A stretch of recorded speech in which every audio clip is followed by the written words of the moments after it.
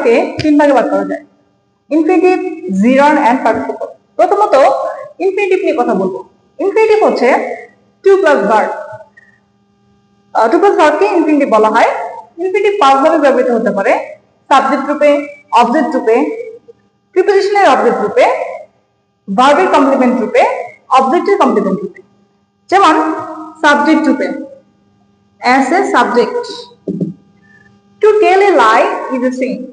To tell a lie is a sin. মিথ্যা বলা মহাপাপ। ইজ হচ্ছে ভার্ব, ভার্বের পরবর্তী অংশকে সাবজেক্ট বলা হয়, তাহলে টু টেল হচ্ছে সাবজেক্ট।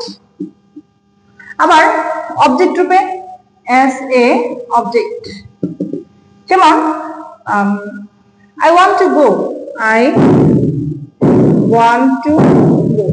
এই সেন্টেন্সটিতে want হচ্ছে মেইন ভার্ব, সেন্টেন্সের ভার্বের পরে to go, ভার্বের পরের অংশকে আমরা কি বলি? অবজেক্ট বলি, তাহলে to go হচ্ছে অবজেক্ট। আবার object of preposition, object of preposition, যেমন the man was about to die, the man was about to die।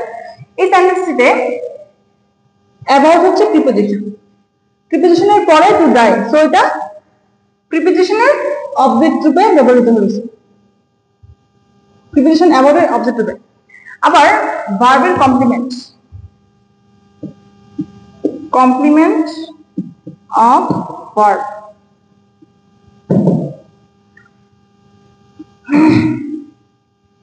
ভার্বের কমপ্লিমেন্ট রূপে, যেমন she appears to die। এই সেন্টেন্সটিতে ভার্ব হচ্ছে appears, ভার্বের পরে to die, to die appears এর অর্থকে সম্পূর্ণ করা বোঝাচ্ছে, তাই to die হচ্ছে appears ভার্বের কমপ্লিমেন্ট। আবার কমপ্লিমেন্ট অফ অবজেক্ট, কমপ্লিমেন্ট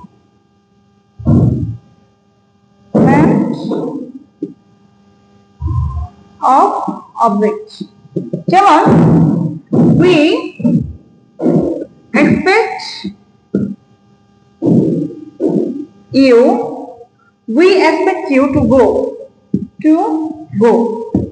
এই সেন্টেন্সটিতে you হচ্ছে অবজেক্ট, এই সেন্টেন্সের অবজেক্ট হচ্ছে you, to go you কে নির্দেশ করছে, অর্থাৎ you এর অর্থকে সম্পন্ন করছে, তাই to go হচ্ছে you এর কমপ্লিমেন্ট।